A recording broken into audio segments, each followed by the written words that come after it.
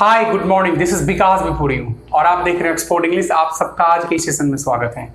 आज का ये सेशन नरेशन का सेशन है, लेकिन आज मैं नरेशन का टेस्ट लेने वाला हूँ। यानी मैं क्वेश्चन लिखूंगा, उसके ऑप्शंस दूंगा और आपको देखना है कि आपका जो नॉलेज है नरेशन के बारे में वो कितना परफेक्ट है और उसको मैं एक्सप्लेन भी करूंगा। तो चलिए स्टार्ट करते हैं आज के सेशन को। ध्यान से देखिएगा, पेशेंस बनाए रखिएगा और शुरू से अंत तक जुड़े रहिएगा। सबसे पहले देखिए क्वेश्चन मैं लिख रहा हूँ। ये सबसे पहले देखिए आज हम लोग करने क्या जा रहे हैं। तो आज हम लोग जा रहे हैं करने नरेशन टेस्ट, यानी कि नरेशन का मैं टेस्ट ले रहा हूं। Today it's the session of narration test, यानी आप नरेशन का टेस्ट देने जा रहे हैं। जितना भी आपने पढ़ा है अब तक उस नॉलेज को यहां पर आप अप्लाई करके देखिए कि आपका नॉलेज कितना परफेक्ट है। तो चलिए देखिए क्या हो रहा है। एक क्वेश्चन है छोटा सा, मैं पहले क्वेश्चन लिख रहा हूं, फिर मैं ऑप्शन भी लिखूंगा, बस घबराना नहीं है। क्वेश्चन कुछ इस प्रकार से है। ही सेड टू हर, यहां पर कॉमा है और यहां पर इन्वर्टेड कॉमा शुरू है। Are you coming to the party, यहां पर साइन ऑफ इंटरोगेशन होगा और फिर आप देख सकते हैं कि इन्वर्टेड कॉमा बंद है। ये क्वेश्चन है। अब इसके लिए आपके पास ऑप्शन आएंगे, तो चलिए मैं ऑप्शन आपको दिखाता हूं। ऑप्शन नंबर 1 जो आपके सामने है कुछ इस प्रकार है। He asked her whether she was coming to the party और यहां पर फुल स्टॉप है। ये फर्स्ट ऑप्शन है आपका है। चलिए दूसरा ऑप्शन भी आप देख लीजिए। दूसरा ऑप्शन आपका क्या है? सेकेंड ऑप्शन आपका है he told her if she was coming to the party, यहां पर फिर फुल स्टॉप आपको मिल जाएगा।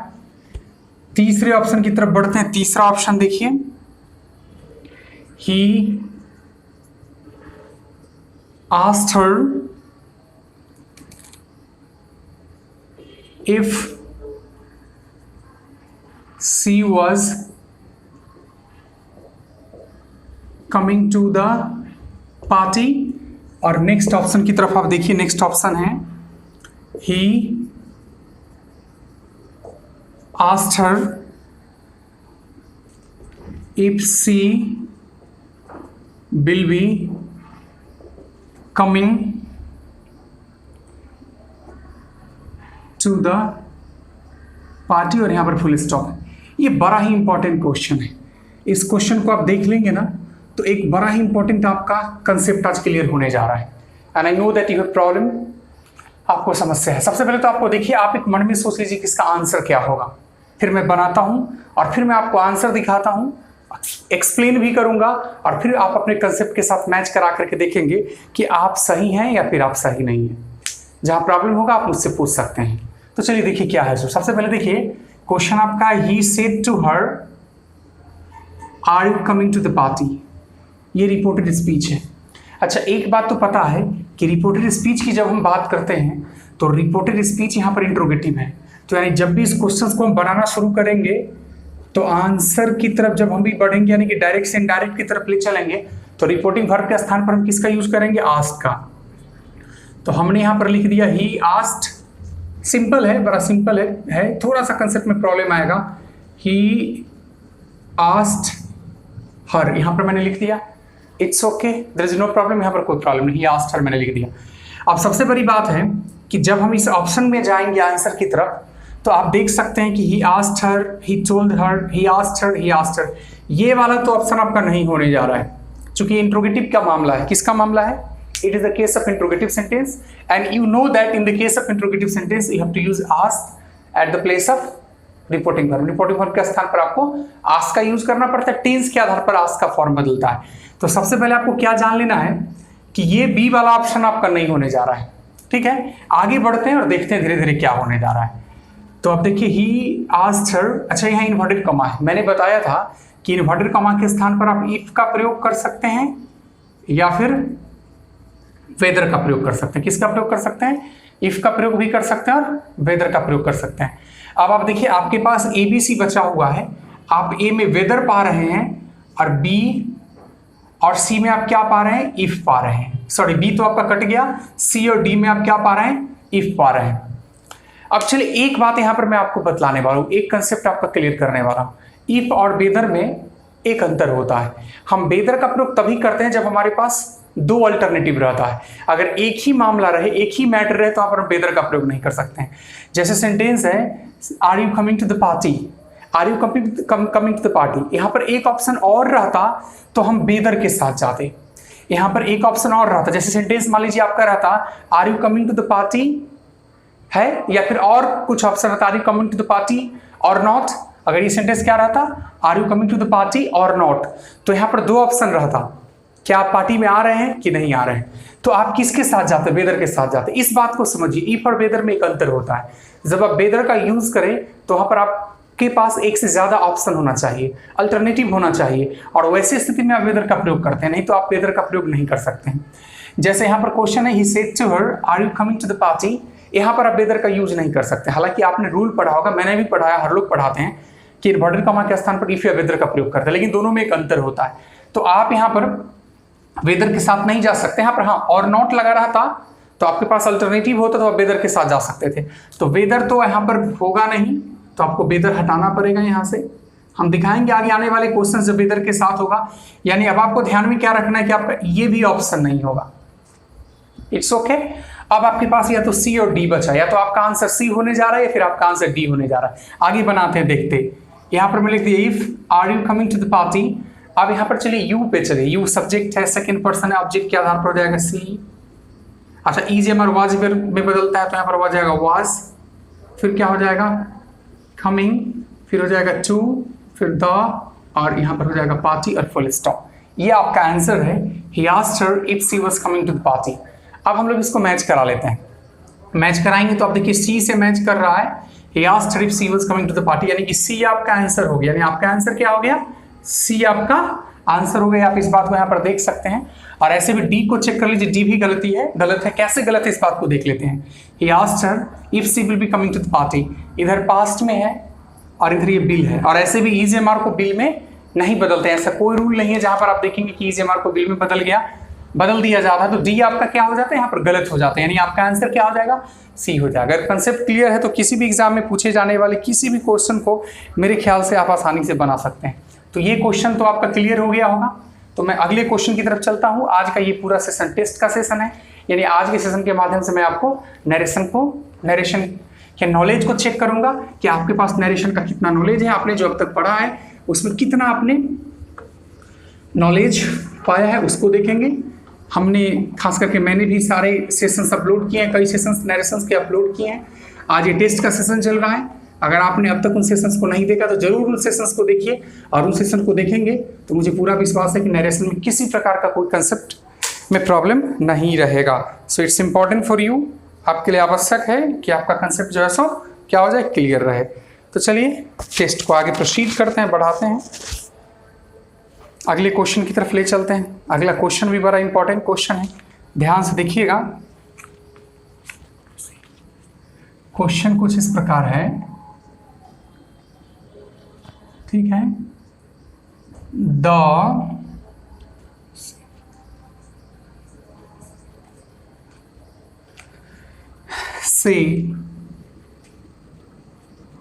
से यहां कॉमा, यहां से इन्वर्टेड कॉमा शुरू हो गया। God helps those who help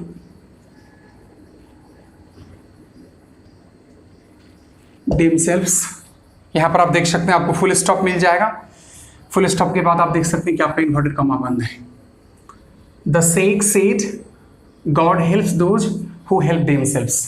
चलिए इसके लिए आपके पास ऑप्शन क्या है सबसे पहले देख लीजिए। आपका जो ऑप्शन नंबर ए है वो कुछ इस प्रकार है,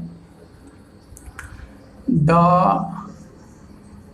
सेड, यहां पर है that God helps those who help themselves। यहां पर आप देख सकते हैं फुल स्टॉप है। दूसरे क्वेश्चन की तरफ मैं आपको ले चलता हूं। The said that God helped those who helped themselves। मैं आपको तीसरे ऑप्शन की तरफ ले चलता हूं। The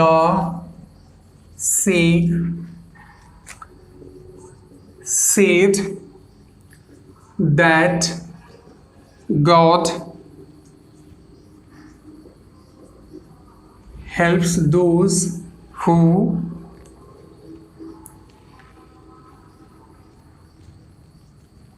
helped themselves। और मैं आपको फोर्थ ऑप्शन की तरफ ले चलता हूं। द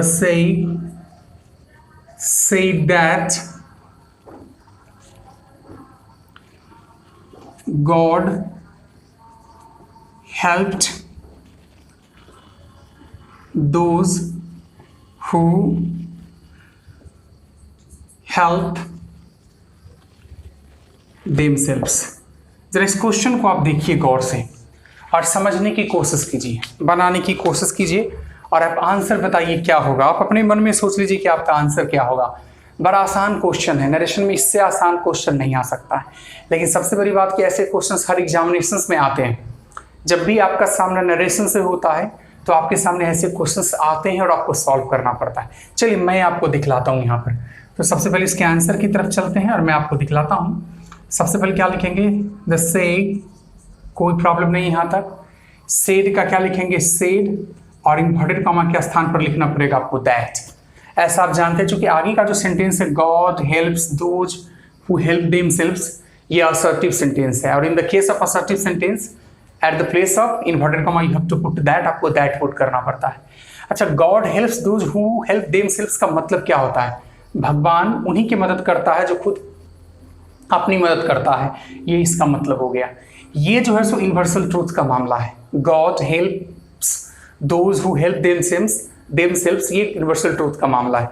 और हम लोग अच्छे से जानते हैं कि यूनिवर्सल ट्रूथ के मामले में टेंस में चेंज नहीं लाया जाता है, यानी आपको सीधे लिख देना पड़ेगा God helps those who help themselves, full stop. ये आपका आंसर हो जाएगा।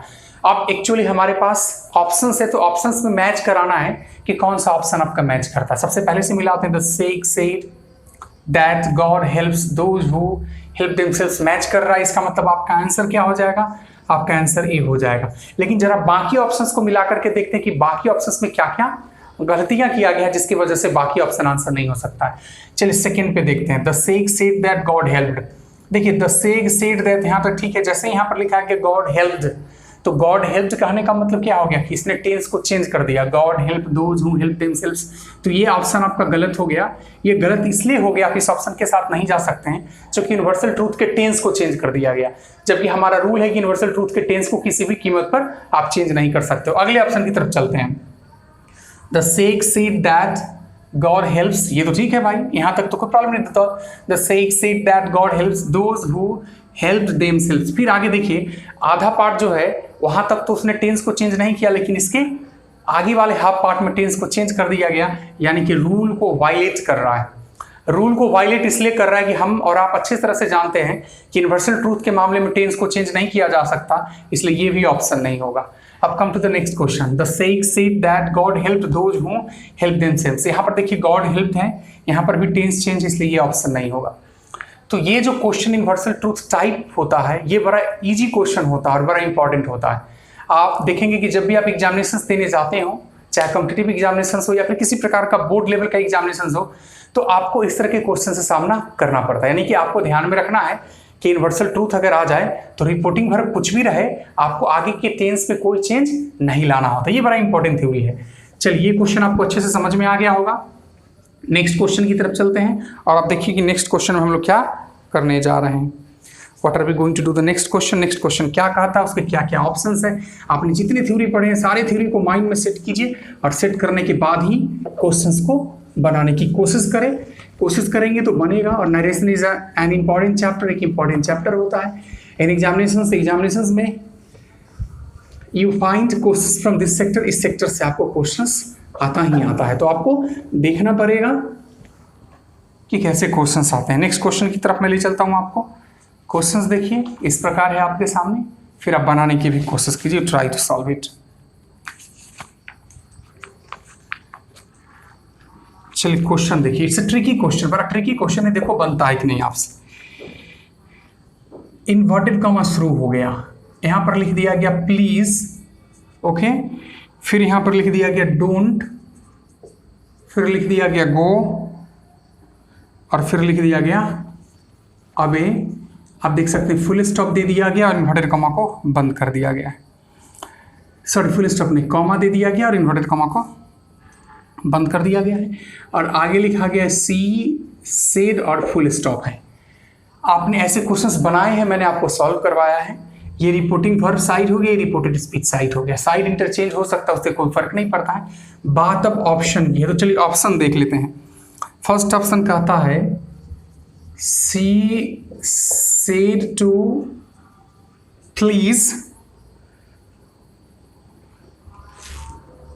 हर and not go away. It is the first option. आप देखिएगा, आपको जो आंसर लगे मन में सोच लीजिए या फिर कहीं पे लिख दीजिए कि आपका आंसर क्या हो रहा है। सो ठीक है, नेक्स्ट क्वेश्चन की तरफ, नेक्स्ट ऑप्शन की तरफ चलिए। सी told me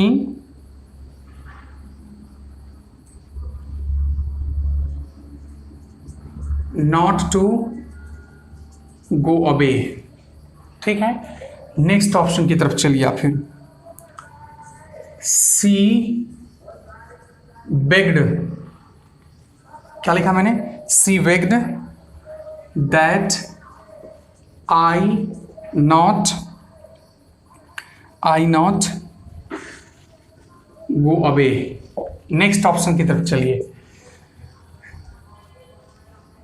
C begged me not to go away. अब आप देखो आपका आंसर क्या आ रहा है, आपको क्या लग रहा है कि कौन सा आंसर होना चाहिए, आपको सोचना पड़ेगा। सबसे पहले आप इस स्टेटमेंट को देखिए, please do not go away she said.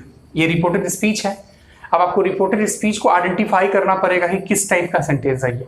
तो आपका जो रिपोर्टेड स्पीच है अभी, ये इंपरेटिव सेंटेंस है। सर कैसा सेंटेंस है बताइए, इंपरेटिव सेंटेंस।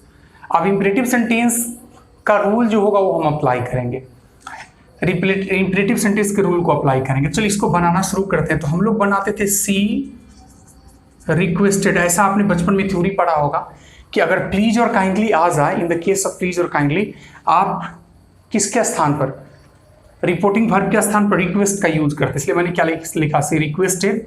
और एक बात और है कि इंपरेटिव सेंटेंस में एक ऑब्जेक्ट आपको देना ही पड़ता है, अगर ऑब्जेक्ट नहीं देंगे तो गलत हो जाएगा। तो चलिए मैंने लिखा सी रिक्वेस्टेड भी, यहाँ ऑब्जेक्ट कुछ और भी हो सकता है, उससे कोई फर्क नहीं पड़ता है। अब हमने आपको बताया था कि प्लीज और काइंडली को हटा दिया जाता है। अच्छा, प्लीज और काइंडली हटेगा और ये डू जो है मेन वर्ब नहीं, तो ये भी हटेगा। यहाँ पर नेगेटिव है इसलिए क्या लिखना पड़ेगा, नॉट टू गो अवे। ये हमारा आंसर हो जाएगा। अब सबसे महत्वपूर्ण चीज कि आपको ऑप्शन से मैच करा करके देखना है कि ऑप्शन में कोई मैच कर रहा है कि नहीं। अच्छा, ये जरूरी नहीं कि एग्जैक्ट मैचिंग हो जाए, अगर इससे मिलता जुलता मैचिंग यानी इसी मीनिंग का कोई स्टेटमेंट अगर ऑप्शन में होगा वही आपका आंसर हो जाएगा। एक एक ऑप्शन को मिला लेते हैं, देख लेते हैं। सबसे पहला ऑप्शन है सी सेड टू प्लीज। ये तो कुछ हो नहीं रहा है, सी सेड टू प्लीज। ऐसे भी इंपरेटिव केस का इंपरेटिव सेंटेंस का मामला है, एक ऑब्जेक्ट यहाँ पर चाहिए, ऐसा कुछ हो नहीं रहा है, तो ए तो कहीं से होगा नहीं। सेकेंड को देख लेते हैं, she told me not to go away. She told me not to go away, लेकिन आप जानते हैं कि प्लीज का मैटर है, प्लीज के मैटर में टोल्ड नहीं लगाते थे हम लोग, रिक्वेस्ट लगाते थे, क्योंकि हमें प्लीज और काइंडली को रिप्लेस करना पड़ता है। प्लीज और काइंडली को रिमूव करना पड़ता है, स्टेटमेंट से हटाना पड़ता है। तो चूंकि आप प्लीज और काइंडली को हटाएंगे तो उससे मिलता जुलता मीनिंग रिपोर्टिंग भर में ऐड करना पड़ता है ताकि मीनिंग बैलेंस हो जाए। Narration is the chapter of transformation. Narration transformation का चैप्टर होता है और किसी भी ट्रांसफॉर्मेशन के चैप्टर में जो सबसे महत्वपूर्ण पॉइंट है आपको मीनिंग बैलेंस करना पड़ता है। तो टोल्ड से मीनिंग बैलेंस होगा नहीं सर, तो इसको भी हम लोग कट कर देंगे। अच्छा, टोल्ड की जगह पर यहाँ कुछ और रहा था तो ये सही हो सकता था। नेक्स्ट ऑप्शन की तरफ चलते हैं। सी बेक्ड दैट, अब दैट आ गया, आप ही बता दो दैट आ गया तो इंपेरेटिव सेंटेंस में रिपोर्टिंग वर्ब के स्थान पर तो दैट लगाते ही नहीं थे, या तो टू लगाते थे या नॉट टू लगाते थे, तो इससे भी हट जाते हैं। अब इससे मैच कराते हैं। She begged me not to go away, she requested me not to go away. अब ये ऑप्शन जो ऑप्शन है और आपका आंसर है, इसको मैच करा करके देखिए तो आपको लगेगा कि दोनों मिलता जुलता है। सवाल उठेगा कैसे मिलता जुलता है, तो रिक्वेस्टेड और बेक्ड एक ही टाइप का वर्ड होता है, रिक्वेस्ट करना और बेक करना। रिक्वेस्ट से भी थोड़ा सा ज्यादा जो है डिग्री का वर्ड होता है बेक, आग्रह की जब बात करेंगे तो आप यहाँ इस ऑप्शन के साथ जा सकते हैं। यहाँ पर ये आपका आंसर हो जाएगा, क्योंकि जो मीनिंग ये दे रहा है वो मीनिंग यही देगा। अच्छा, ये टोल्ड था, टोल्ड के साथ आप सवाल उठाएंगे कि टोल्ड के साथ क्यों नहीं है, तो टोल्ड और रिक्वेस्ट में अंतर होता है। टोल्ड का मतलब क्या होता है, नॉर्मली कहना, लेकिन यहाँ पर नॉर्मली कहने की बात नहीं हो रही है। यहाँ पर प्लीज और काइंडली का केस, और प्लीज और काइंडली के केस में हम लोगों ने अच्छे से इस बात की जानकारी प्राप्त की थी कि प्लीज और काइंडली के केस में हमें रिक्वेस्ट का यूज करना पड़ता है, लेकिन चूंकि ऑप्शन में हमारे पास रिक्वेस्ट नहीं है तो उसी से मिलता जुलता वर्ड पे जाएंगे। तो हमारा मिलता जुलता वर्ड क्या हो गया, तो आप देख सकते हैं बेग हो गया, तो बेग के साथ आप जा सकते हैं। बात समझ में आ रही होगी। चलिए नेक्स्ट क्वेश्चन की तरफ चलते हैं। जितना ज्यादा क्वेश्चंस बनाएंगे उतना ही आपका कंसेप्ट क्लियर होगा। और आप अगर किसी एग्जामिनेशन की तैयारी कर रहे हैं, if you are preparing for any competitive examination और any type of examination, you have to do a lot of work on the chapter narration. आपको नरेशन चैप्टर पर बहुत सारा काम करना पड़ता है, क्योंकि क्वेश्चंस आपके सामने नरेशन चैप्टर से आएंगे ही और आएंगे। इसलिए आप जो है क्या करें, इसको सीखने की कोशिश करें। You try to learn it, it will be very good for you, आपके लिए बहुत अच्छा होगा, बेहतर होगा। आगे बढ़ते हैं और आगे मैं आपको दिखलाता हूँ। चलिए आइए नेक्स्ट क्वेश्चन की तरफ ले चलता हूँ आपको।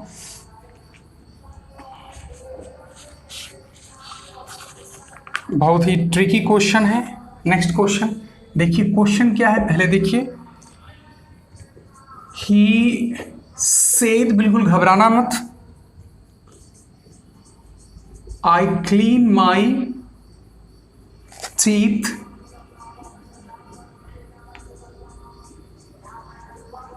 ट्वाइस अ डे, यहां पर फुल स्टॉप है। He said, comma inverted comma through, I clean my teeth twice a day। ये तो आपका क्वेश्चन हो गया। बात अब ऑप्शन की आएगी। ऑप्शन देख लीजिए आपके सामने क्या है। He said that he cleaned his teeth twice a day, यहाँ पर फुल स्टॉप दिया हुआ है। चलिए अब आप देखिए आगे के क्वेश्चन को देखिए। He said that he cleans his teeth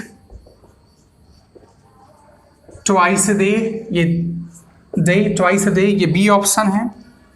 C option देखिए, he said, comma inverted comma through, he used to clean his teeth twice a day, यहां पर फुल स्टॉप है। डी ऑप्शन आप जरा देख लीजिए। he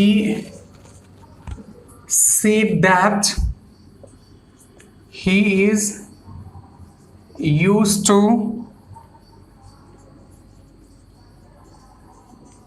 cleaning his teeth twice a day। भाई आपके पास चार ऑप्शन है।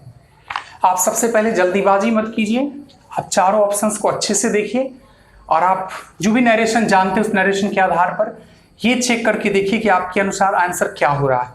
कहीं पे आप उस आंसर को लिख दीजिए, या फिर आप नहीं लिखेंगे तो आप मन में सोच लीजिए और मैच करा करके देखिए कि आपका आंसर क्या आ रहा है। फिर मैं जो आंसर बनाने वाला हूं उस आंसर से आपका आंसर मैच करता है या फिर नहीं करता है, ये सवाल उठेगा।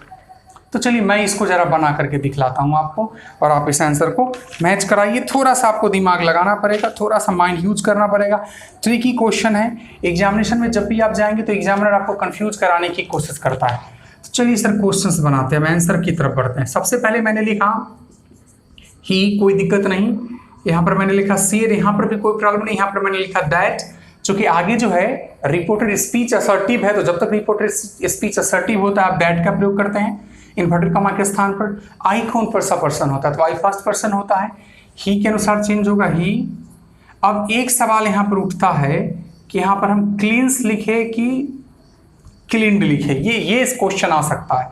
तो सबसे पहले आप समझ लीजिए कि आपको यहाँ पर क्लींस लिखना पड़ेगा। आप बोलिएगा क्यों टेंस चेंज क्यों नहीं कर रहे हैं, क्योंकि आपको जैसा पढ़ाया गया है कि रिपोर्टिंग वर्ब अगर पास्ट में हो तो रिपोर्टेड स्पीच का टेंस चेंज करते हैं। ये आपके पास थ्योरी है कि रिपोर्टिंग वर्ब अगर पास्ट टेंस में हो तो रिपोर्टेड स्पीच का टेंस चेंज करते हैं। लेकिन एक थ्योरी तो आपके पास और भी है ना, कि अगर ये जो घटना है यूनिवर्सल ट्रूथ टाइप का घटना है या फिर डेली होने वाला घटना है, जो घटना समाप्त नहीं हुआ, तो वैसी स्थिति में आप इस टेंस को चेंज नहीं कर सकते। I clean my teeth twice a day का मतलब होता है कि एक दिन में 2 बार मैं अपने दांत को साफ करता हूं। अच्छा, ये आप अगर इसको लिख देंगे, क्या अगर लिख देंगे ये क्लीन्ड, इसका मतलब कि वह करता था करके चला जाएगा, तो मीनिंग में चेंज आ जाएगा। तो ये जो स्टेटमेंट है ये डेली होने वाला घटना है, इसलिए आप इसको क्लीन्स के साथ ही जाएंगे। उसके बाद लिखना पड़ेगा हीज, फिर लिखना पड़ेगा टीथ, फिर लिखना पड़ेगा ट्वाइस, और फिर लिखना पड़ेगा अ डे, और फिर यहां पर दे देना पड़ेगा फुल स्टॉप। हाँ, क्लीन्ड आप लिख सकते हैं कि बोलने वाला व्यक्ति जो है उसने दांत को दिन में 2 बार साफ करना छोड़ दिया, लेकिन स्टेटमेंट को देखने से कहीं भी वो ऐसा नहीं प्रतीत हो रहा है कि व्यक्ति ने अपने दांत को साफ करना छोड़ दिया। तो आपका आंसर हो जाएगा he said that he cleans his teeth twice a day. अब मैच आप कराइएगा तो देख लेते हैं, he said that he cleaned his teeth twice a day, तो इसके साथ आप नहीं जाइए, मैं मना करूंगा। He said that he cleans his teeth twice a day, इसके साथ आपको जाना है। He said that he used to clean, ये तो थोड़ा ज्यादा चेंज हो गया, तो इधर तो हमको जाने की जरूरत है ही नहीं। तो आपका आंसर क्या हो जाएगा, तो आंसर की बात करेंगे तो एग्जामिनेशन में आपको आंसर के रूप में बी आंसर देना पड़ेगा। देखिए, अगर आप प्रैक्टिस नहीं करेंगे तो कंफ्यूज हो जाएंगे, क्योंकि जितना ज्यादा प्रैक्टिस करते हैं उतना ही ज्यादा प्रकार के क्वेश्चन से आपका सामना होता है, और जितना ज्यादा प्रकार से क्वेश्चन से आपका सामना होता है उतना ही ज्यादा आपका कंसेप्ट क्लियर रहता है। तो मेरे ख्याल से दिस क्वेश्चन इज क्लियर, ये क्वेश्चन क्लियर है, तो आई शुड गो फॉरवर्ड, आगे मुझे जाना चाहिए। तो मैं नेक्स्ट क्वेश्चन की तरफ आपको ले चलता हूँ। The session is very important, session बड़ा इंपॉर्टेंट है। You have to be with me, आपको मेरे साथ रहना है। You have to keep your patience बनाए रखना है, क्योंकि इससे आपको पता चलेगा कि आप नरेशन में कितना पढ़े हैं और आपको नरेशन में कितना समझ है। इसके आगे आने वाले सेशन की जब हम बात करेंगे तो नरेशन के कुछ क्वेश्चंस को और बना करके दिखाएंगे, हम बेसिक क्वेश्चंस को बना करके दिखाएंगे। लेकिन आज जो हम काम कर रहे हैं ये डायरेक्ट एग्जामिनेशन की काम कर रहे हैं कि एग्जामिनेशन में आपका सामना इसी प्रकार से नरेशन से होता है। अगर एग्जामिनेशन में आपका सामना हो जाए तो आप कैसे डील करेंगे उस बात को देखते रहिए। तो आगे चलिए नेक्स्ट क्वेश्चन की तरफ मैं ले चलता हूँ आपको। I am going to take you to the next question. The next question is also very important. सभी क्वेश्चंस को मैं इंपॉर्टेंट इसलिए बोल रहा हूँ कि मैं सिर्फ और सिर्फ क्वेश्चंस इंपॉर्टेंट छाट के ही आपसे पूछ रहा हूँ। चलिए एक क्वेश्चन और देखा जाए। See the question, he said to them, यहाँ कॉमा है, यहाँ पर क्या इन्वर्टेड कॉमा है, don't make a noise, full stop भी मिलेगा और इन्वर्टेड कॉमा बंद भी मिलेगा। भाई सवाल ऑप्शन का आता है, तो देख लीजिए ऑप्शन आपके सामने क्या क्या है। सो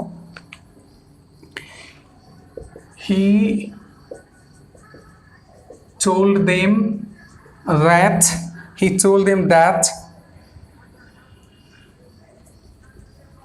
don't make a noise। चलिए बी ऑप्शन की तरफ मैं आपको ले चलता हूं।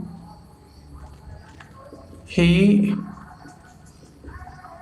told them not to make noise। चलिए नेक्स्ट क्वेश्चन की तरफ मैं आपको ले चलता हूं, ऑप्शन की तरफ मैं आपको ले चलता हूं। He told them not to make a noise। फिर मैं आपको नेक्स्ट क्वेश्चन की तरफ ले चलता हूं। he asks them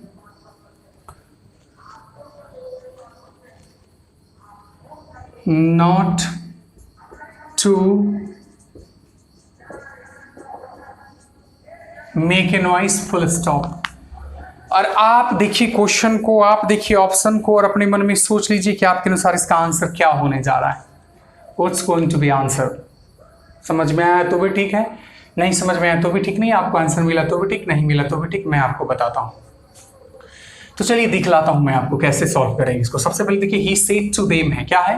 don't make a noise. आप एक बात आप जान लीजिए, he said to them do not make a noise या डोंट मेक ए नॉइस की अगर हम बात करते हैं तो आपको सबसे पहले एक बात तो यहाँ पर समझ लेना पड़ेगा अच्छे से, और वह यह बात है कि एक बात तो आपको यहाँ पर समझ लेना पड़ेगा अच्छे से, और वह यह बात है कि ये सेंटेंस इंपरेटिव है। ठीक है, तो हम लोग इंपरेटिव सेंटेंस की तरह ट्रीट करेंगे। तो चलिए इंपरेटिव सेंटेंस की तरह ट्रीट करते हैं। तो यहाँ पर हम लोगों ने लिखा ही, ठीक है, यहाँ पर हम लोग रिपोर्टिंग वर्ब के स्थान पर आस्क्ड, ऑर्डर्ड, कमांड, रिक्वेस्ट, किसी चीज का भी कंडीशन के आधार पर यूज कर सकते हैं देम। अच्छा, आप यहाँ टोल्ड के साथ भी जा सकते हैं। किसके साथ जा सकते हैं? टोल्ड के साथ भी जा सकते हैं। तो ही आस्क्ड देम या ही टोल्ड देम, ठीक है। अच्छा, यहाँ पर चूंकि नॉट है तो आपको लगाना पड़ेगा नॉट टू और फिर लिखना पड़ेगा मेक ए नॉइस। चलिए जरा आंसर में देखते हैं कि कौन सा आंसर आपका मैच कर रहा है। सबसे पहला he told that, them that करके आ गया, तो दैट तो इंपरेटिव सेंटेंस के केस में दैट का तो कोई मसला ही नहीं है, दैट तो आता ही नहीं है, तो इसके होने का कोई संभावना नहीं, नो पॉसिबिलिटी। अब यहाँ पर आ जाए he told them not to make noise. ये गलत हो गया कि यहाँ पर देखिए फ्रेज में चेंज कर दिया गया, मेक नॉइस लिख दिया गया है। और आपको इतना ध्यान में रखना पड़ेगा कि फ्रेज में कभी कोई चेंज नहीं हो सकता है। देखिए फ्रेज की जब हम बात करते हैं तो फ्रेज आपका या तो होता है मेक ए नॉइस या फिर फ्रेज आपका होता है मेक नॉइसेस। ये दोनों फ्रेजेज हैं, आप दोनों में से किसी का यूज कर सकते हैं कंडीशन के आधार पर, लेकिन आपको ध्यान में रखना है कि मेक नॉइस करके आप नहीं यूज कर सकते हैं। अगर if you go to use like this will be wrong, ऐसा करेंगे तो गलत हो जाएगा। तो चलिए ये जो है आपका सेकंड नंबर कट गया। तीसरे नंबर पर आते हैं, सी नंबर पर आते हैं, he told them not to make a noise. ये तो भाई सही लग रहा है, और he asked them not to make a noise, ये भी सही लग रहा है। अब दो ऑप्शन आपके सामने हैं, दोनों ऑप्शंस क्या दिख रहे हैं आपको? बोलिए सही लग रहे हैं। तो अब क्या करें, एक सवाल उठेगा। सबसे महत्वपूर्ण बात कि टोल्ड भी यूज करते हैं इंपरेटिव सेंटेंस में, लेकिन टोल्ड का यूज उतना पॉपुलर नहीं जितना कि आस्क्ड का यूज पॉपुलर है। हाँ, आस्क्ड तक वाला अगर ऑप्शन आपके पास नहीं रहता तो आप टोल्ड के साथ यहाँ पर जा सकते थे, लेकिन यहाँ पर अगर चूंकि होता क्या है कि आंसर में आपको बेहतर चुनना पड़ता है, तो इंपरेटिव सेंटेंस में टोल्ड जो है, अगर आप ठीक है बचपन में बनाते समय ऐसे सेंटेंसेस में टोल्ड लगा देते हैं तो गुड है, अच्छी बात है, वो भी सही माना जाता है। लेकिन उससे बेहतर ऑप्शन क्या होता है? आस्क्ड होता है। जैसे क्वेश्चन में यहाँ पर दिखाता हूँ, उस क्वेश्चन से आपको समझ में आ जाएगा। जैसे सेंटेंस लिखा मैंने, he said to his servant bring a glass of water, bring a glass of water, ठीक है। यहाँ पर फुल स्टॉप है, इन्वर्टेड कॉमा बंद है। अब इस क्वेश्चन को आप बनाएंगे तो आप इसको क्या बनाते हैं? He told his servant to bring a glass of water, आप ऐसा बनाते हैं। चलिए ये चल सकता है, ऐसा काम चला सकते हैं, आप ऐसा यूज कर सकते हैं, इसमें कोई दिक्कत नहीं है। लेकिन अगर आपके पास ऑप्शन 2 आ जाए, ही ऑर्डर्ड, क्या आ जाए? He ordered his servant to bring a glass of water, और सवाल उठेगा कि आपके पास दो आंसर है, किस आंसर के साथ आप जाएं? तो आप बेहतर होगा कि इस आंसर के साथ जाइए, क्योंकि नौकर की जब बात आ जाएगी तो ऑर्डर जो है रिपोर्टिंग घर पर सबसे ज्यादा सुटेबल होता है। तो टोल्ड के साथ आप नॉर्मल केस में जा सकते हैं, you can go with told in normal matter, normal case. लेकिन जब आस्क्ड आ जाए और आस्क्ड और टोल्ड में आपको चुनना पड़े और बात किसकी हो रही है, इंपरेटिव सेंटेंस की, तो आप आस्क्ड के साथ जाइए। टोल्ड का प्रयोग नॉर्मली असर्टिव सेंटेंस में ज्यादा प्रचलित है, वहां पर हम करते हैं। तो आप समझ गए होंगे कि आपका आंसर क्या हो गया। तो आपका आंसर हो गया डी। आंसर की बात करेंगे तो आंसर हो गया डी। आप डी ऑप्शन के साथ जाइए, डी ऑप्शन आपका सही होगा। मेरे ख्याल से आपको बातें समझ में आ रही होगी। आपको हमेशा से कंसेप्ट को क्लियर रखना पड़ेगा, जितना ज्यादा आपका कंसेप्ट क्लियर होगा उतना ही आपके लिए बेहतर होगा। It's going to be good for you. तो चलिए नेक्स्ट क्वेश्चन की तरफ चलते हैं। I am going to take you to the next question. Session is not going to be very long, session ज्यादा लंबा होने नहीं जा रहा है। मैं आपका थोड़ा सा टेस्ट ले रहा हूँ, मैं आपके कंसेप्ट को क्लियर कर रहा हूँ। चूंकि एग्जामिनेशंस में क्वेश्चंस आते हैं, आप जो नरेशन बनाते हैं, डायरेक्ट और इनडायरेक्ट स्पीच बनाते हैं, और एग्जामिनेशंस में जब आपका सामना होता है तो थोड़ा सा अंतर होता है, वहां पर आपको थोड़ा सा ट्रिक यूज करना पड़ता है। एक्चुअली आपको बेस्ट ऑप्शन के साथ जाना पड़ता है। एग्जामिनेशंस की अगर बात नहीं हो, when it's not the matter of examination, तो फिर आप बना लेते हैं नॉर्मली, तो बनाने से किसी भी प्रोसेस से आप जा सकते हैं। लेकिन जब एग्जामिनेशंस की बात आती है, खास करके ऑप्शंस की बात आती है, तो ऑप्शंस में हमेशा आपको बेस्ट के साथ जाना पड़ता है। ये ध्यान में हमेशा आपको रखना पड़ेगा। You will have to keep in your mind. मैं आपको अभी नेक्स्ट क्वेश्चन की तरफ ले चलने वाला हूं। आप देखिए आपका नेक्स्ट क्वेश्चन क्या है। What is the next question? Now see, ये भी बड़ा ट्रिकी क्वेश्चन है, ट्रिक यूज करना पड़ेगा यहां पर। तो नाउ सी,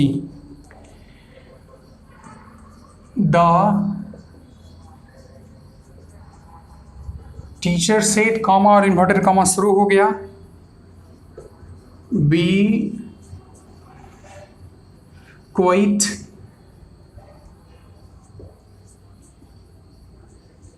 बॉयज, यहां पर कॉमा है, बॉयज है, इन्वर्टेड कॉमा है, ये फुल स्टॉप है, यहां पर कॉमा है, ये ध्यान में रखिएगा, बॉयज, फिर इन्वर्टेड कॉमा, फुल स्टॉप भी है। ऑप्शन की तरफ चलते हैं। ऑप्शन देखिए, सबसे पहला ऑप्शन क्या है? The teacher said that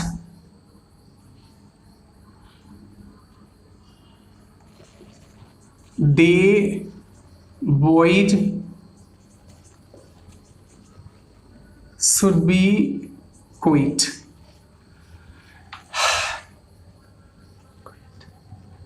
B question, sorry option आप देखिए,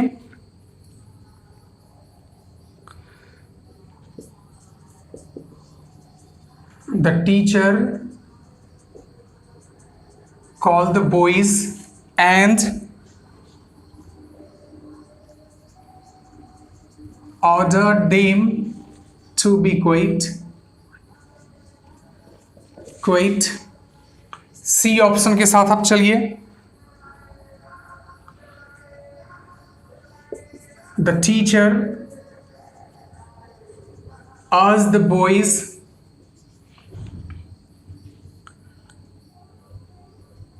to be quiet। D option के साथ चलिए, द टीचर commanded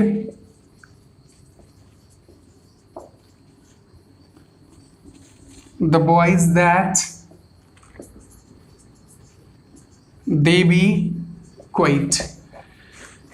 क्वेश्चन भी आपके सामने है, the question is also before you and the options are also before you, और ऑप्शंस भी आपके सामने हैं।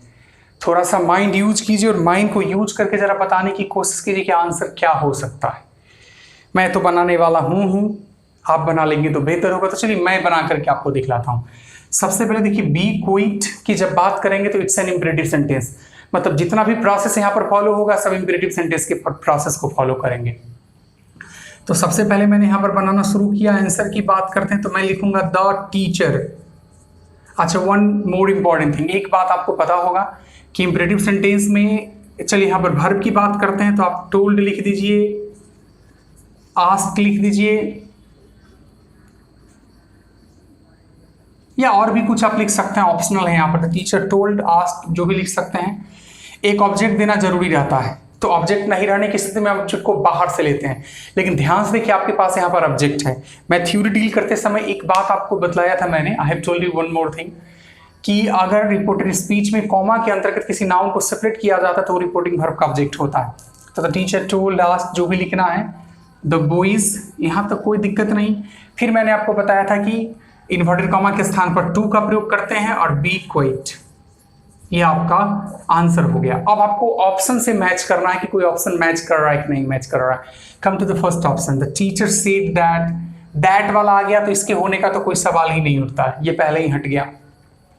Now come to the second question, the teacher called the boys and ordered them to be quiet. शिक्षक normally quiet रहने के लिए order शब्द का प्रयोग नहीं करता है, तो ये आपका चला गया। The teacher urged the boys to be quiet, ये थोड़ा सा हो सकता है अर्ज करना, टीचर जो है बच्चों से अर्ज किया, टोल्ड, आस्क्ड, अर्ज, जो है रिपोर्टिंग वर्ब के स्थान पर, चूंकि इंपरेटिव सेंटेंस के केस में आपके पास रिपोर्टिंग वर्ब के लिए ऑप्शन की कोई कमी नहीं होती है, तो थोड़ा देर के लिए इसको छोड़ देते हैं, शायद इसके साथ हम जा सकते हैं, लेकिन नेक्स्ट ऑप्शन देख लेते हैं, उसके बाद बताएंगे इसके साथ जा सकते हैं कि नहीं। द टीचर कमांडेड, अब कमांडेड की बात कर दिया। कमांडेड का शब्द आप तभी करेंगे जब आर्मी का ऑफिसर अपने सैनिकों को कुछ कहता है तो वो कमांड होता है, तो वहां पर आप कमांडेड के साथ जा सकते हैं। तो ये ऑप्शन भी नहीं होगा तो आपको किस ऑप्शन के साथ जाना पड़ेगा? सी ऑप्शन के साथ जाना पड़ेगा। ऑप्शन वाला क्वेश्चन जितना ज्यादा बनाएंगे उतना ही आपका कंसेप्ट क्लियर होगा, इसलिए ऑप्शंस वाले क्वेश्चंस पर ज्यादा से ज्यादा ध्यान दीजिए। ऑब्जेक्टिव क्वेश्चन सॉल्व करने का मतलब होता है कि आपका कंसेप्ट 100% क्लियर होता है, यानी आपने सब्जेक्टिव पे काम किया है, यानी नरेशन को आपने अच्छे से बनाया है तो ऑब्जेक्टिव क्वेश्चंस को आसानी से आप बना सकते हैं। और आज जिस टाइप के क्वेश्चंस को मैं सॉल्व कर रहा हूँ, किसी टाइप की एग्जामिनेशंस में इससे स्टैंडर्ड क्वेश्चंस आपको नहीं मिलेंगे।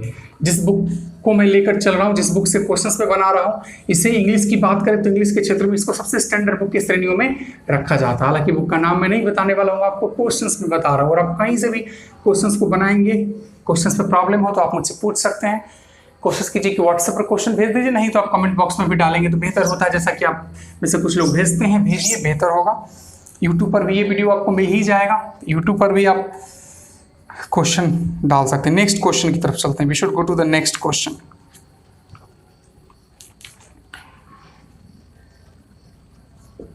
इंपॉर्टेंट क्वेश्चन है, जरा ध्यान से देखिए। My friend said to me, यहां से इन्वर्टेड कॉमा आपका शुरू हो गया है। Has your father returned from Calcutta,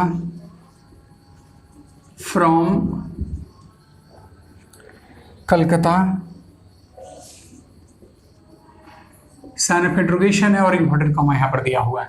my friend said to me has your father return from Calcutta. ये तो क्वेश्चन है आपका जनाब। अब चलिए हम लोग ऑप्शन की तरफ बढ़ते हैं। ऑप्शन मैं आपको दिखाता हूं। My friend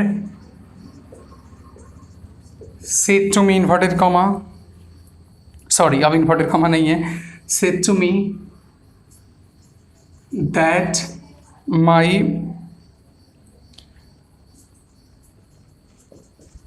father has returned from Calcutta। दूसरा ऑप्शन की तरफ मैं आपको ले चलता हूं। My friend asked me if my father had returned from Calcutta.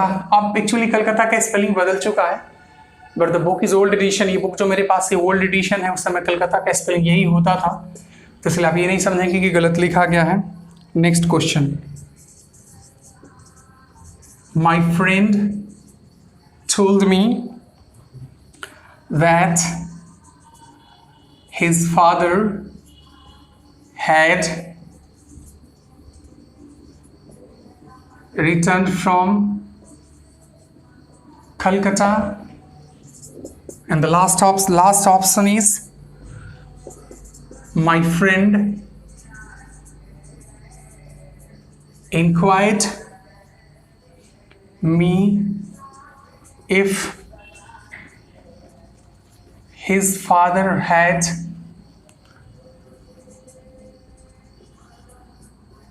returned from Calcutta. You see, आप देखिए यहाँ पर and try to find out the answer. Answer की पता लगाने की कोशिश करें। पता क्या लगाना है, आपको सोचना है क्या होना चाहिए यहाँ पर answer. What should be the answer here. आपने जो भी नरेशन पढ़ा है, अब तक जो भी नरेशन पढ़ा है, उन सारी चीज़ों को यूज़ कीजिए, ज्ञान को यूज़ कीजिए और बताइए। चलिए मैं आपको बना करके दिखलाता हूँ यहाँ पर, तो आपको पता चलेगा। ऐसे आंसर तो इसका बिल्कुल दिख रहा होगा। Has your father return from Calcutta की जब बात करेंगे तो यह इंट्रोगेटिव केस, इंट्रोगेटिव सेंटेंस का मामला, यानी कि रिपोर्टेड स्पीच में आपके पास इंट्रोगेटिव सेंटेंस है। तो चलिए बनाते हैं, इंट्रोगेटिव सेंटेंस को यूज करते हैं यहाँ पर। और यहाँ पर आप लिखेंगे माई फ्रेंड सॉरी इंट्रोगेटिव है तो आस्ट के साथ जाइए, asked me if, inverted comma के स्थान पर इफ और वेदर मैंने बताया था, और वेदर को अभी थोड़ा देर पहले मैंने डील किया है कि अल्टरनेटिव अगर कोई दूसरा और रहे तब आप वेदर के साथ जाइए या फिर इफ के साथ जाइए। योर फादर है, सेकेंड पर्सन मी के अनुसार बदल जाएगा, माई फादर हो जाएगा, हैज पास्ट टेंस में जाएगा तो हैड हो जाएगा। यहाँ पर क्या लिखना पड़ेगा आपको, रिटर्न्ड फ्रॉम कलकत्ता, और यहाँ पर दे देंगे फुल स्टॉप। तो जरा आप देखिए, अब आंसर से मैच कराने की आप कोशिश कीजिए। My father said to me, इसको तो आप नहीं ले जा सकते हैं क्योंकि it is the case of interrogative sentence, तो इंट्रोगेटिव सेंटेंस के केस में आप सेट से काम नहीं चलाते हैं। माई फादर आस्क्ड मी, चलिए यहाँ तक तो सही है, इफ भी सही है। My father has return from Calcutta, ये तो पूरा मैच कर गया, यही आंसर आपका होगा। लेकिन दूसरे यानी कि आपका आंसर क्या होने जा रहा है, बी, लेकिन मैं कोशिश करूंगा दूसरे ऑप्शंस को भी मैच करा के देख लेता हूँ। My father told me that his father आ गए यहाँ पर, ये तो गलती हो गया, और यहाँ पर भी देखिए टोल्ड लिख दिया तो आगे जाने की जरूरत नहीं है। My friend inquired, sorry my friend told me, my friend inquired me. अब इसके साथ आप जा सकते थे, ये सही हो सकता था, लेकिन यहाँ पर एक मिस्टेक है। मैंने क्या बताया था इंक्वायर्ड के केस में, अगर ये ऑब्जेक्ट नहीं रहता तो आप जा सकते थे माई फादर इंक्वायर्ड, लेकिन इंक्वायर्ड के बाद अगर कोई ऑब्जेक्ट आ जाता है तो आपको भली बात इस बात के बारे में जानकारी होना चाहिए कि इंक्वायर्ड ऑफ के साथ ऑब्जेक्ट का यूज करते हैं। अगर ऑफ नहीं रहेगा तो आप इंक्वायर्ड के साथ ऑब्जेक्ट का यूज नहीं कर सकते। तो आपका आंसर क्या हो गया, बी हो गया। आसान क्वेश्चन था, आसानी से आप बना सकते हैं ऐसे क्वेश्चंस को, अगर एग्जामिनेशंस में ऐसे क्वेश्चन से आपका सामना होता है तो। नेक्स्ट क्वेश्चन की तरफ मैं ले चलता हूं आपको। जितना ज़्यादा क्वेश्चंस आप बनाएंगे उतना ही आपका कंसेप्ट क्लियर होता है। ट्रांसफॉर्मेशन का कोई भी चैप्टर हो, नरेशन हो या फिर एक्टिव पैसिव हो या फिर कोई भी chapter, it's not a matter, आपको ज़्यादा से ज़्यादा क्वेश्चंस बनाने की आवश्यकता होती है। जितना ज़्यादा आप क्वेश्चंस बनाते हैं उतना ही आपका कंसेप्ट क्लियर होता है, और जितना आपका कंसेप्ट क्लियर होता है एग्जामिनेशंस में उतना ही ज़्यादा आप स्कोर कर सकते हैं। चाहे एग्जामिनेशन कॉम्पिटिटिव हो या फिर कोई बोर्ड एग्जामिनेशन हो, उससे कोई फर्क नहीं पड़ता, इट्स नॉट ए मैटर। शायद बातें समझ में आ रही होंगी, तो इजाजत हो तो नेक्स्ट क्वेश्चन की तरफ चलते हैं। See the next question, all the questions are very tricky, you have to use trick at the time of solving every question to come to the next question. Next question की तरफ मैं आपको ले चलता हूं। देखिए जरा क्वेश्चन क्या है। Now see the question.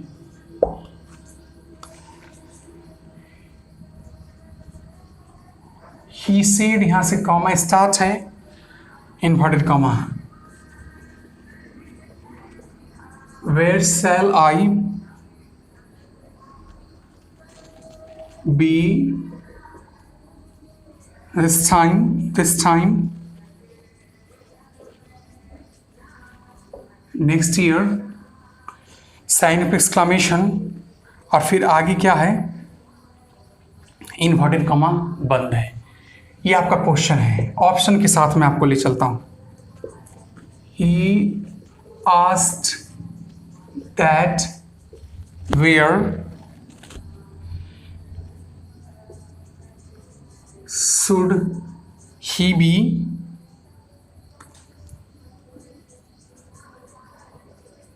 that time next year, full stop. दूसरे ऑप्शन के साथ आप चलिए। He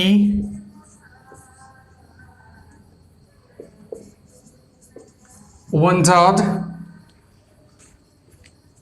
where he should be that time next year। Next option के साथ आप चलिए। He contemplated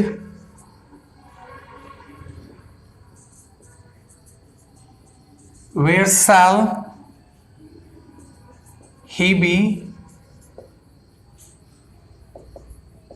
that time the following year। He wondered where he would be that time the following year। चलिए यहां पर समझने की कोशिश करते हैं। सबसे पहले आप क्वेश्चन देखिए। He said where shall I be this time next year, sign of exclamation आ गया। अब साइन ऑफ एक्सक्लामेशन आ गया तो ये तो एक्सक्लामेटरी सेंटेंस की बात हो गई। ये किसकी बात हो गई? एक्सक्लामेटरी सेंटेंस की बात होगी। तो हम लोग इसको एक्सक्लामेटरी सेंटेंस की तरफ ले चलेंगे। तो सबसे पहले महत्वपूर्ण बात है कि आप ऑप्शन से भी आंसर बना सकते हैं। ऐसा नहीं कि आपको हर बार क्वेश्चंस बनाना पड़ेगा। ऑप्शन से मैं आपको अभी दिखलाता हूं कि ऑप्शन से आप कैसे आंसर तक पहुंच सकते हैं। जैसे आपने लिखा ही आस्क्ड दैट वेदर, ये तो गलत, वेयर गलत हो गया। ये गलत क्यों हो गया इस बात को समझिए। तो ये जो WH वर्ड हो गया वेदर, और यहाँ पर क्या आ गया? दैट आ गया। इस बात को आप हमेशा ध्यान में रखेंगे कि WH वर्ड के केस में आप दैट का प्रयोग नहीं करते हैं, कि जहां पर WH वर्ड आ जाए वहां पर दैट का यूज नहीं करते हैं। आपने ऐसा क्वेश्चंस बनाया है, मैंने आपको खुद बनाया और आप भी बनाए होंगे। ये रिमार्क में यहां पर लिख भी देता हूं, इसको आप हमेशा के लिए ध्यान में रखेंगे। इन the case of WH words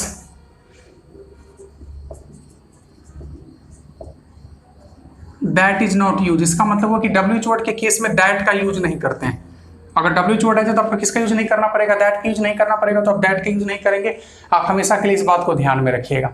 तो ये तो आपका पहला ऑप्शन ऐसे ही कट गया। नेक्स्ट ऑप्शन की तरफ चलते हैं।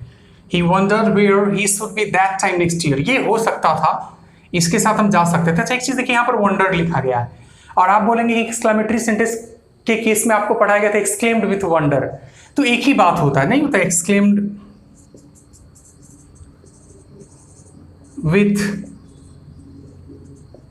सरप्राइज, वंडर, या फिर बहुत सारे शब्दों को बताया जाता है बेसिक टर्म पर। तो जरूरी नहीं कि आप हमेशा एक्सक्लेम्ड विथ के साथ जाए। आप डायरेक्ट वर्ब चाहेंगे तो सेट कर सकते हैं, तो आप वंडर्ड के साथ जा सकते हैं। तो he wondered where he should be that time next year. एक गलती यहाँ पर और आपको मिल जाएगा यहाँ पर।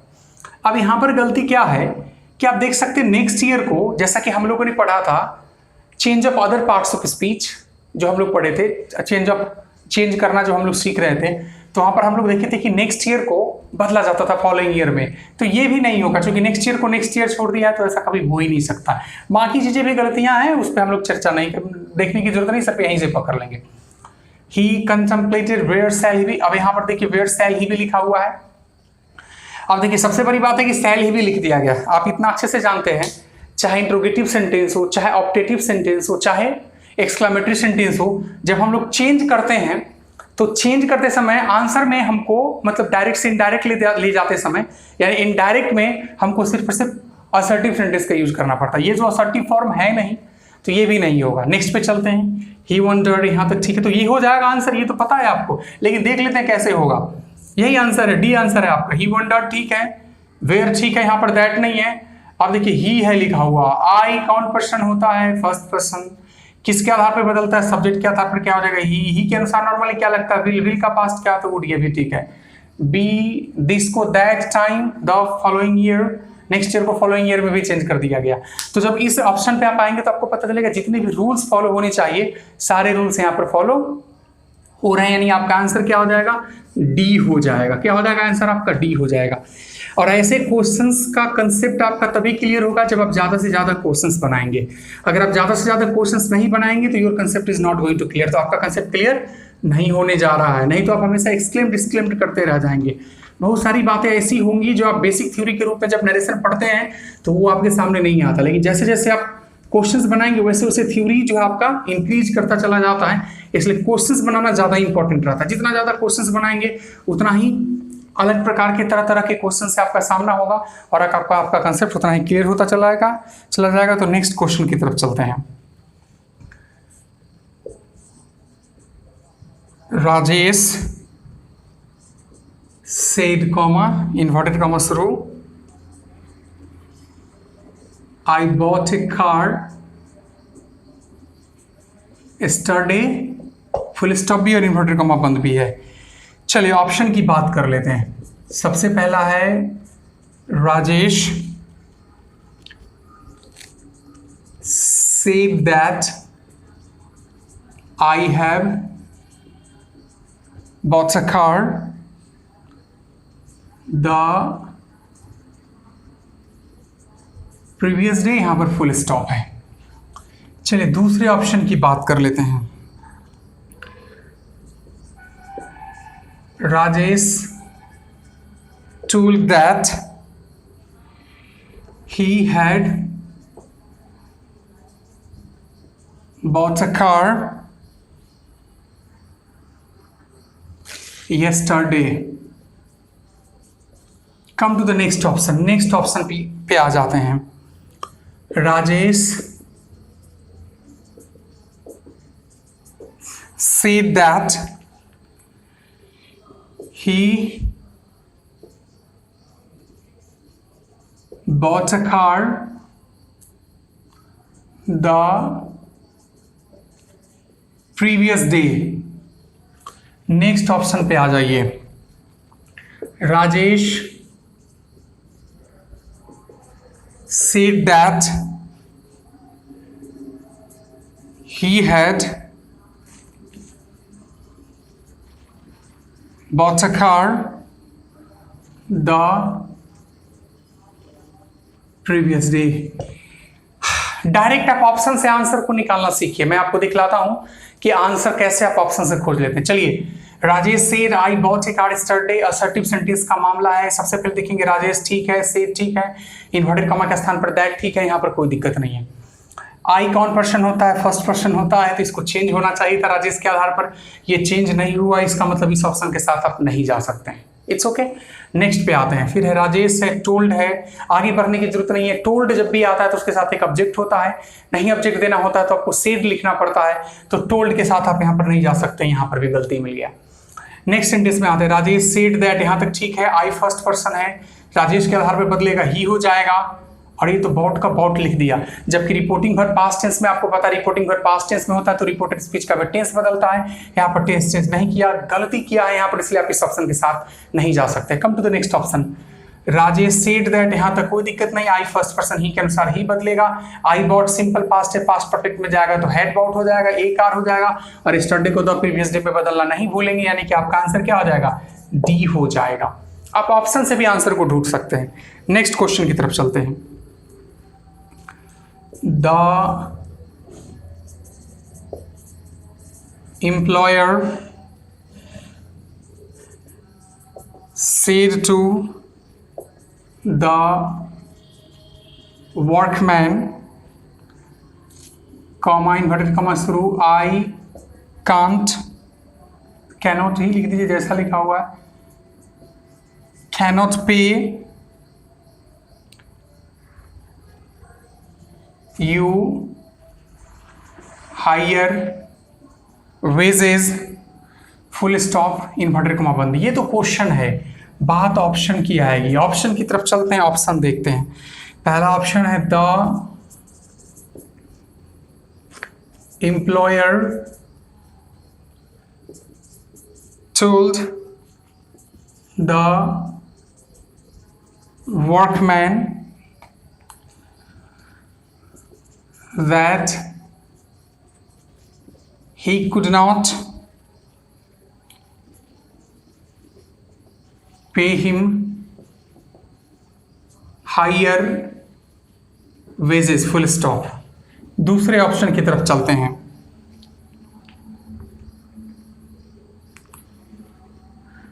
The employer told the workman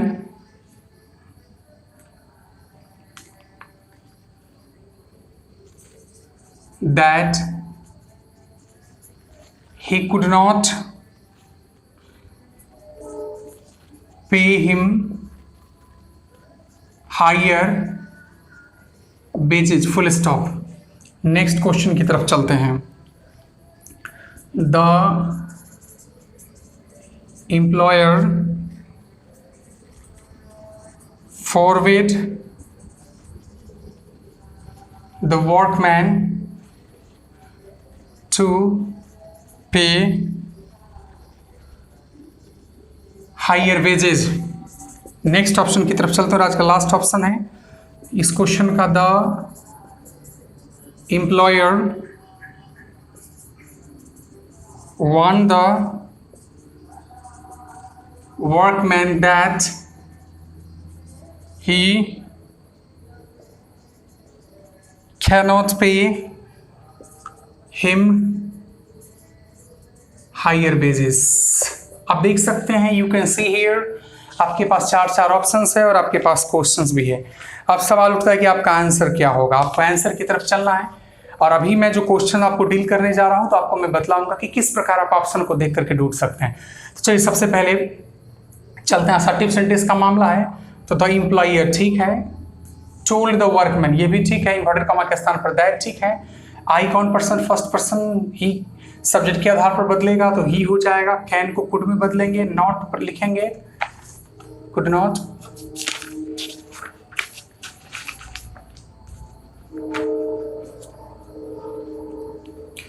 could not थोड़ा सा मैंने यहाँ पर गलती लिख दी था, कुड नॉट यहाँ पर है बी पेड है, कुड नॉट कुछ सॉरी ऑप्शन में है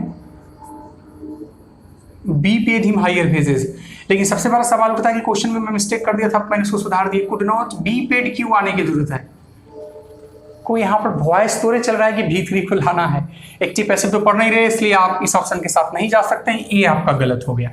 सेकेंड के साथ चलते हैं, the employer told the workman ठीक है, कोई दिक्कत नहीं है, यहाँ तक सही है। दैट ठीक है, आई फर्स्ट पर्सन एम्प्लॉयर के आधार पर ही, कैन को बदलेंगे, कुड नॉट लिखेंगे, पे लिखेंगे, हिम लिखेंगे, हायर वेजेज ये तो ठीक लग रहा है, इसके साथ आप जा सकते हैं, लेकिन आपको बेस्ट ऑप्शन चुनना पड़ता है। इसलिए और ऑप्शन को देख लीजिए, कहीं इससे बेस्ट तो कोई है नहीं, नहीं है तो कोई बात नहीं, है तो देखेंगे। The employer forbid the workman to pay, ये तो कुछ अलग तरीका से बना दिया इंपरेटिव सेंटेंस टाइप से, इंपरेटिव सेंटेंस तो है नहीं इसलिए आप इसके साथ मत जाइए।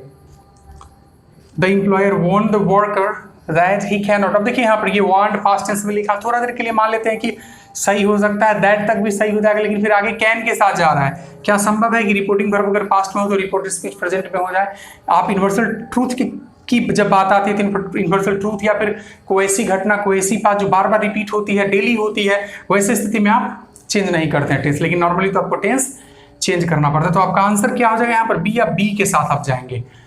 तो आज मैंने आपको दिखलाया कि किस प्रकार से क्वेश्चंस को सॉल्व किया जाता है, नरेशन के क्वेश्चंस को, चाहे आप बोर्ड एग्जामिनेशन में हो या फिर आप किसी भी कॉम्पिटिटिव एग्जामिनेशन में हो, तो इसी प्रकार आप चेंज कर सकते हैं, लेकिन प्रैक्टिस होना चाहिए।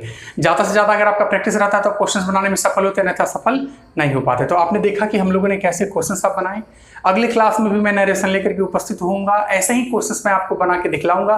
तब तक आप क्या कीजिए कि इन क्वेश्चंस को बना करके बार बार प्रैक्टिस कीजिए ताकि आपका थ्योरी रिवाइज हो जाएगा। यानी कि आज विकास कुमार को दीजिए इजाजत, फिर मिलते हैं अगले सेशन में कुछ नई चीज़ों के साथ। तब तक के लिए बाय, ध्यान रखिए अपना, अच्छे से पढ़िए और पढ़ करके समझने की कोशिश कीजिए, बड़ा इंपॉर्टेंट टॉपिक है।